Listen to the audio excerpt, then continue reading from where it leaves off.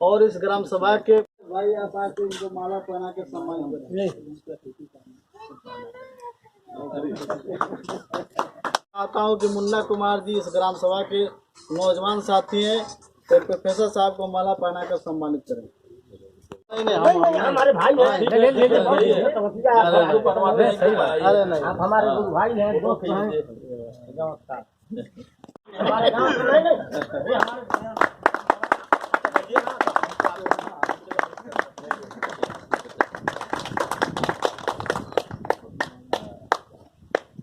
अरे भाई आप भाई क्या बुजुर्ग आदमी माला पहने नहीं डरे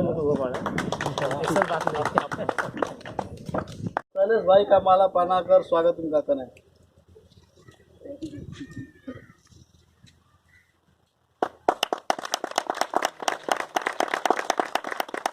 मोनू जी से कहूँगा कि मुन्ना कुमार जी का भी माला पहना कर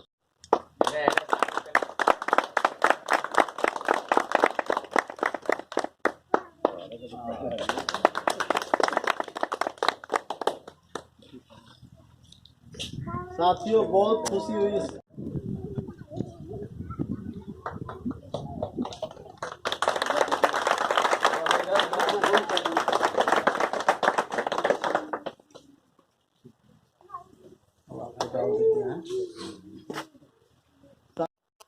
आदरणीय प्रोफेसर साहब को चाहूंगा कि आपके बीच में आए और अपनी बात को रखें।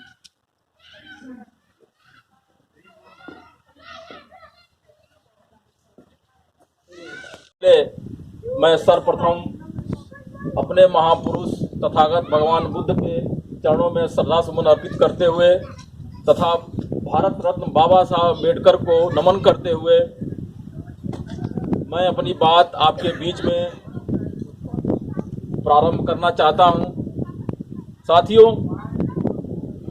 2017 में जब सरकार बनी थी भारतीय जनता पार्टी की योगी सरकार, तो तमाम धर्म और जाति से हट करके लोगों ने इस सरकार को समर्थन दिया था और सरकार बनी थी।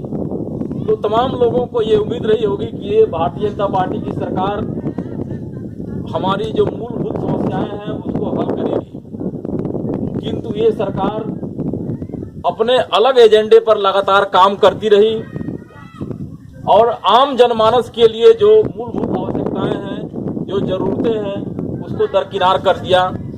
और आज के वर्तमान परिवेश में आप सभी जानते हैं कि हमारे सामने कितनी बड़ी समस्याएं इस समय उत्पन्न हो गई हैं।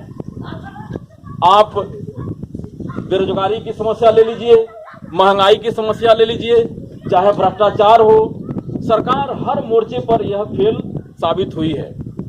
साथियों, ये सरकार हमेशा भ्रष्टाचार के मुद्दे पर जीरो टॉलरेंस की बात करती रही है। जीरो टॉलरेंस का मतलब ये कि हम भ्रष्टाचार के किसी भी बिंदु पर बिल्कुल हम सहन नहीं करेंगे, किंतु हर जगह भ्रष्टाचार का बोलबाला है और सरकार ने भ्रष्टाचार मिटाने के लिए, आप सभी जानते होंगे कि प्रदेश में लोकायुक्त होता है, लेकिन सरकार का पूरा कार्यकाल खत्म हो गया और सरकार ने ऐसा कोई भी काम नहीं किया जिससे भ्रष्टाचार पर लगाम लगाया जा सके।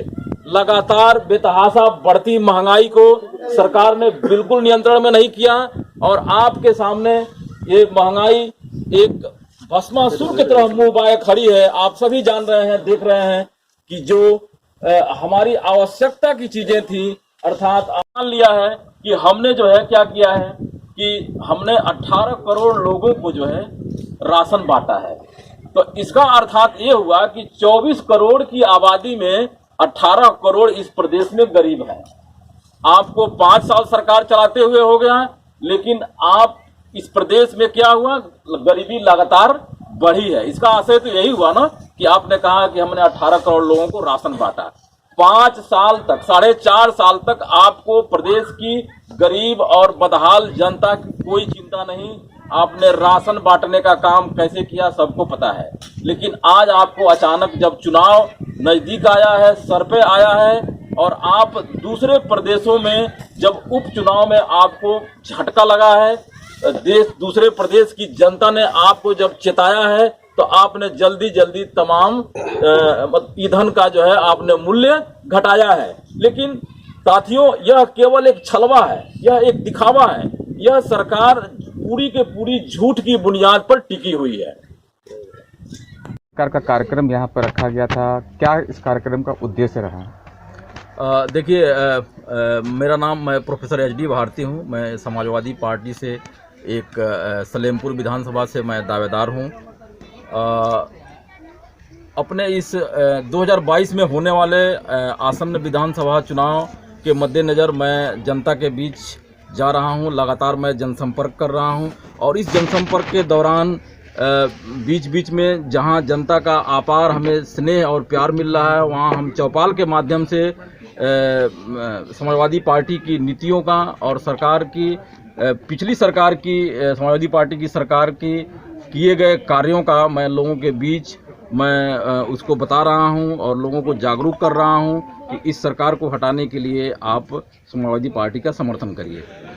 अब तक आपने किन गाँव में, कितने गाँव में अपने प्रचार प्रसार कर रहे हैं और जागरूक होने की जनता की बात करते हैं, तो क्या लगता है, जागरूकता अच्छी दिख रही है? रिस्पांस कैसा मिल रहा है? हाँ, देखिए, चूँकि समाजवादी पार्टी ने अपना आवेदन मांगा था, उसके पश्चात आप सभी को पता है कि कोविड काल के दौरान जो है, उस पंचायत चुनाव के दौरान जो है, हम अपने विधानसभा के सभी गांवों का मैंने भ्रमण किया था और जगह जगह जनसंपर्क किया था। उसके बाद इधर जब प्रक्रिया बहुत तेज़ी से जब आरंभ हुई है और ये कहा जाए कि सभी राजनीतिक दल के दावेदार जब जनता के बीच जाना शुरू किए हैं, तो इसी क्रम में हमने भी अपना ये काम, चूँकि ये काम तो बरसों से किया जा रहा है, जनता के बीच में काम किया जा रहा है, जनता की समस्याओं को जाना जा रहा है, तो हम लोगों के बीच में जा रहे हैं और लोगों का जो एक पार्टी विशेष के आधार पर लोगों का लगाव था, वो चीज़ें अब ख़त्म हो रही हैं जी। क्योंकि सबको लगता है कि यह सरकार एक निकम्मी सरकार है, सरकार अपने हर मोर्चे पर विफल रही है और प्रदेश की जनता को केवल महंगाई, भ्रष्टाचार और बेरोजगारों में एक निराशा भरी हुई है। तो इससे जनता बदलाव चाहती है 2022 के चुनाव में। तो इसलिए हमें व्यापक समर्थन मिल रहा है और अखिलेश यादव और समाजवादी पार्टी के प्रति सभी लोग प्रतिबद्ध होते जा रहे हैं। अब इसमें दूसरी पार्टियों के भी जो परंपरागत वोटर थे वो हमारे साथ आ रहे हैं, हमें पसंद कर रहे हैं।